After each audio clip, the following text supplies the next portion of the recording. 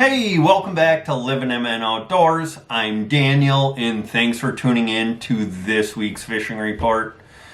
It is brutally cold outside, so I decided to stay inside the house today. Didn't really want to heat up the ice castle to film the report, so you're going to get me filming from my dining room this week. Now, if you guys use any of the guides or resorts mentioned in today's report, please let them know you saw them on Livin MN Outdoors. And with that being said, let's dive right into this week's fishing report.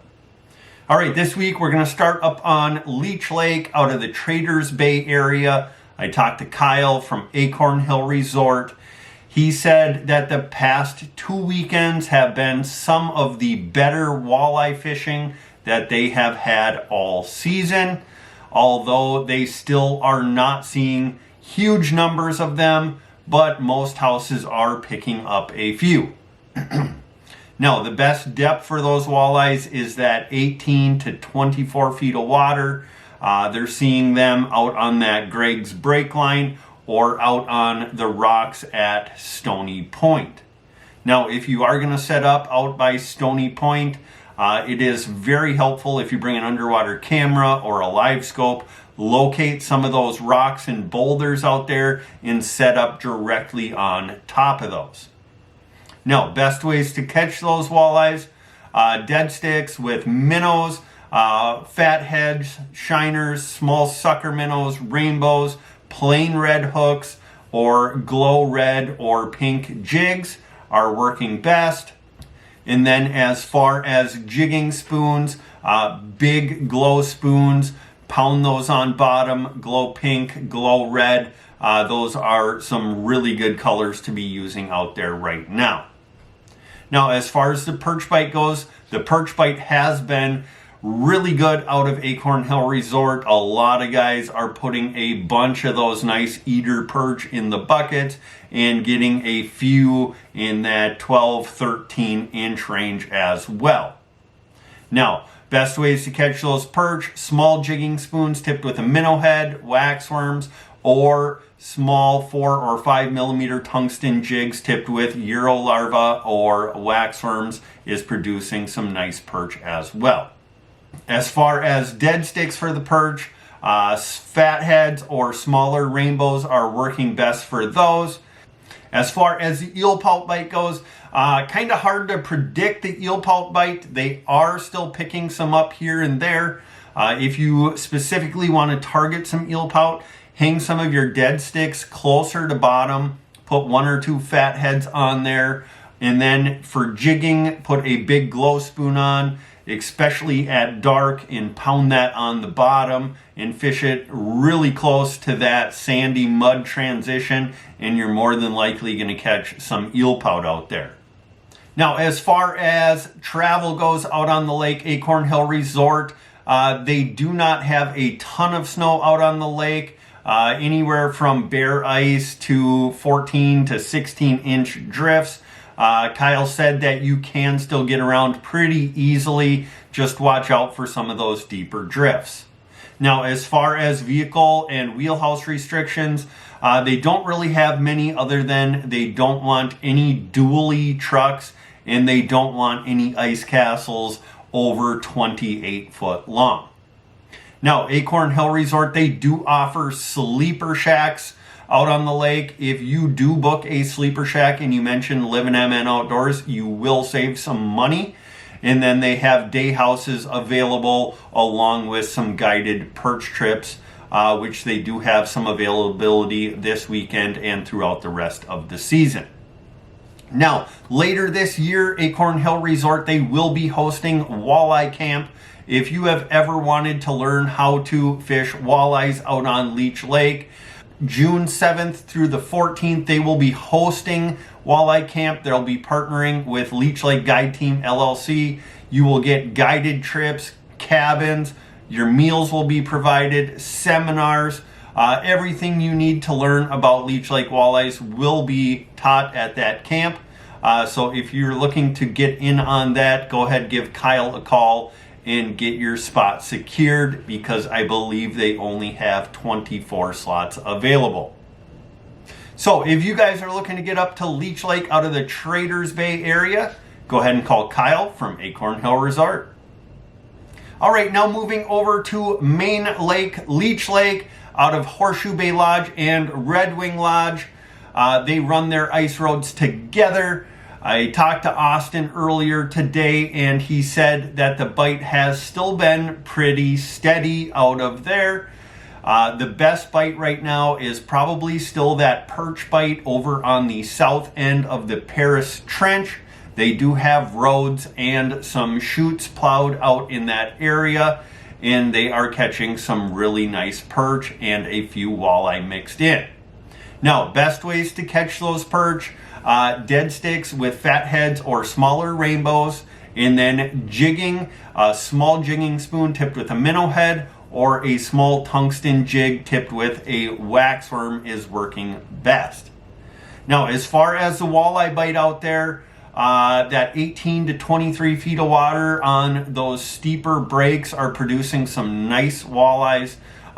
Best ways to catch those are on dead sticks with a plain red hook or glow pink or red jigs, tipped with a fathead, rainbow, or a shiner minnow. Now, as far as jigging, bigger jigging spoons tipped with a minnow head. Like I said before, that glow red and glow pink is hard to beat out on Leech Lake. So tie on one of those and get jigging when those peak hours are there. Now, I forgot to mention the depth for the perch. The best depth for those perch over on that south end of the Paris Trench is in that 22 to 26 feet of water. Now, as far as the eel pout bite goes, they are picking off some nice eel pout here and there. Those steeper breaks in that 20 to 24 feet of water. Big glow jigs close to bottom with a minnow or two, and then pounding big heavy spoons on bottom tipped with a minnow is producing some really nice eel pout. Now, as far as the tulipy and whitefish bite goes, that has really started to pick up. I talked to one guy this past weekend. He got 8 or 9 whitefish and 52 tulipies.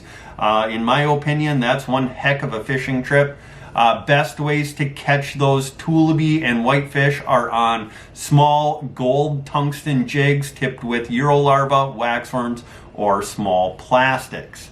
Now, the best depth for those tulipy and whitefish is that 30 foot plus. And if you ask up in the resort, they will direct you in the areas to fish those. Now, Horseshoe Bay Lodge, they do have hotel rooms available. If you mention Livin MN Outdoors, you will receive a discount on your room. They also have large group housing, full bar and restaurant. They have an arcade. And then over at Red Wing Lodge, they do have propane refill. And I believe they have a fish cleaning shack as well. So if you guys are looking to get up to Main Lake on Leech Lake, go ahead and call the guys from Horseshoe Bay Lodge or Red Wing Lodge. All right, now moving over to Lake Winnie, I talked to Chad from the Pines Resort located in Tamarack Bay. He said that the fishing has been a little bit slower this week with the extreme cold temperatures. As far as the walleye bite, he said in the bay, they're still having their best luck in that 20 to 24 foot of water on those sand flats, although he has seen some migration of those walleyes up into that 14 to 16 feet of water, and he does believe that is the start of that push in shallower for those walleyes. Now, if you're going to venture out to the main lake, Chad told me that the mallard humps, the grizz humps, those are still producing some nice fish out there. Anywhere from 24 to 31 feet of water has been producing some nice walleyes. Even a few guys getting their limits of nice eater fish. Now, as far as the perch bite goes, they're still catching a lot of perch in that 20 to 24 foot of water on those sand flats in the bay. Some guys are catching them up in that 10 to 14 feet of water as well. Best ways to catch those perch, small jigging spoons with a minnow head or waxworms, or dead sticks with fatheads or rainbows. Now, as far as how to catch those walleyes, jigging spoons, Purple Wonder, Wonder Bread, or pink and white have been working really well. Tip those with a minnow head, and then dead sticks with plain red hooks has been working best. Tip those with a golden shiner, a small sucker minnow, or a bigger fathead, and you're more than likely going to catch those walleyes. Now, as far as the panfish bite goes, been a pretty decent panfish bite as of late. 6 to 10 feet of water on the weed edges or up in some of those pockets up in the weeds. Chad told me that they are a little bit skittish right now, so dead sticking a small jig with a waxworm or a minnow head has been working well, although you can draw them in by jigging a little bit more aggressively, but when you see them start to show up, really back her off and let them commit. Now, as far as the pike bite goes, they're still catching a bunch of pike out there, anywhere from 24 foot into 6 foot of water. Doesn't really matter what you throw at them, you're gonna catch some pike out on Lake Winnie.